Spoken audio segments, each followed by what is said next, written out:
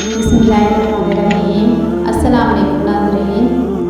ये एक सच्ची कहानी है जिसकी रावी एक खातून मुबल्लिगा है जो कि सऊदी अरब के सूबे कसीम में मुसलमियत डिपार्टमेंट की रुकन है।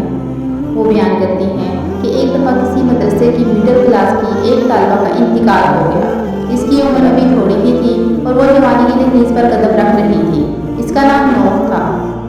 जब इसकी वफ़ात हुई तो इसकी माँ और बहनें इसे मेरे पास लाएं ताकि मैं इसे गुस्ल दूँ और कफन पहनाऊँ।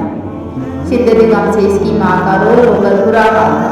वो अपनी बेटी से चिमटी हुई थी और इससे जुदा होने का नाम नहीं ले रही थी। मैंने बड़ी मुश्किल से इसे अलग किया और गुस्ल खाने का दरवाज़ा बंद कर दिया ताकि मैं इसे अच्छे से गुस्ल दे सकूँ। जब मैंने इसके चेहरे से कपड़ा हटाया तो मैं शर्मसार रह गई। अल्लाह की कसम, इसके चेहरे से नूर की शुआएं उठ रही थी जैसे तेज रोशनी हो। मैं इसके नूरानी चेहरे की ताबानी देखकर बरताए हैरत में डूब गई। आमतौर पर मेरे पास गुस्ल के लिए जो भी लड़कियां लाई जाती थी, इनमें से किसी का चेहरा मुरझाया हुआ होता था और बाद से बदबू भी आ रही होती थी, मगर इस लड़की का मामला अलग था। इसका चेहरा तो रोशनी से दमक रहा था। गुस्ल के दौरान मैं मज़ीद हैरान रह गई जब मैंने देखा कि इसके दाएं और बाएं हाथ की शहादत की उंगली भी उठी हुई थी जैसे तशहद में उठाई जाती है।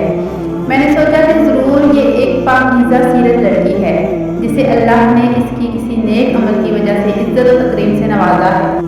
मैं बेताब थी कि आखिर इसकी क्या नीतियाँ थीं। मुझे इसकी खुशकिस्मती पर रश्क आया। मैंने इसकी माँ और बहनों को खुशी से लबरेज आवाज़ में बुलाया और दरवाज़ा खोल दिया। इसकी माँ और बहनें दौड़कर गुस्ल खाने में आईं। मैंने इसकी माँ को मुबारकबाद दी और इन तमाम हैरत अंगेज बातों से आगाह किया जिनका मुझे दौरान गुस्ल इल्म हुआ था। ये सुनते ही इसकी माँ ने अपने तमाम मादराना जज्बात उछावर करते हुए इसकी पेशानी को चूमा और साथ साथ रोते हुए अल्लाह की तारीफ भी की। 2 दिन बाद इसकी माँ ने मुझे बुलाया, इसने मेरा शुक्रिया अदा किया और कहा, मैं आपको अपनी बेटी नौफ के कपड़े और उसकी ज़ाती चीज़ें भिजवा रही हूँ। चूँकि आप गरीबों और मिस्कीनों के घरों को जानती हैं, इसलिए आप इन्हें इन गरीबों में तकसीम कर दीजिएगा।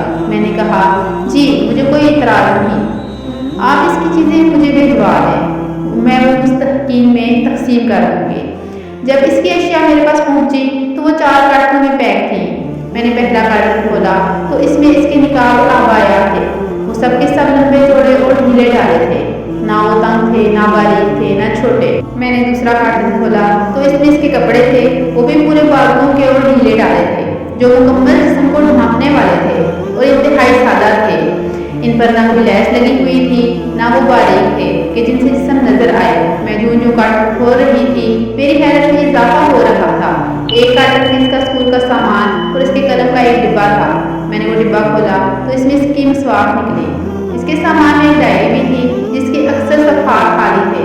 मुबल्लिगा कहती हैं कि मैं रोते हुए कार्टन बंद करने के बाद जल्दी से उठी और अपने कपड़ों वाली अलमारी की तरफ गई। मैंने इसे खोला और वो तमाम कपड़े निकालकर बाहर फेंके, जो तंग थे, बारीक थे या छोटे बालों वाले थे। मैंने अपने आप से वादा किया कि मैं आखिरी बार ढीले ढाले कपड़े पहनूंगी जैसे ये लड़की पहनती थी। मैंने इसकी डायरी को अपने पास रख लिया ताकि इसमें मैं अपने तमाम लेक्चर्स लिखूँ जो इस लड़की के लिए सदका जारिया बन जाएंगे। वो मुबल्लिगा कहती है कि मैंने उम्मे नौफ को फ़ोन किया और इसी जदीदियत के इस दौर में भी अपनी बेटी को मुकम्मल इस्लामी लिबास पहनने पर मुबारकबाद दी। इसकी माँ ने कहा कि इसमें एक और ख़ास खूबी थी, इसका दिल हर वक्त नमाज में लगा रहता था। जैसे ही मुअज्जिन अज़ान देता वो तमाम काम छोड़कर फौरन के सामने सरवा सजूद हो जाती। अल्लाह पाक से दुआ है कि अल्लाह ताला नौफ और इन तमाम औरतों पर रहम फरमाए जिन्होंने ज़माने की परवाह किए बगैर अपने रब की खुशी के लिए इस्लामी तालीमात के मुताबिक लिबास पहना और सुन्नत को थामे रखा। जज़ाकल्लाहु खैरा।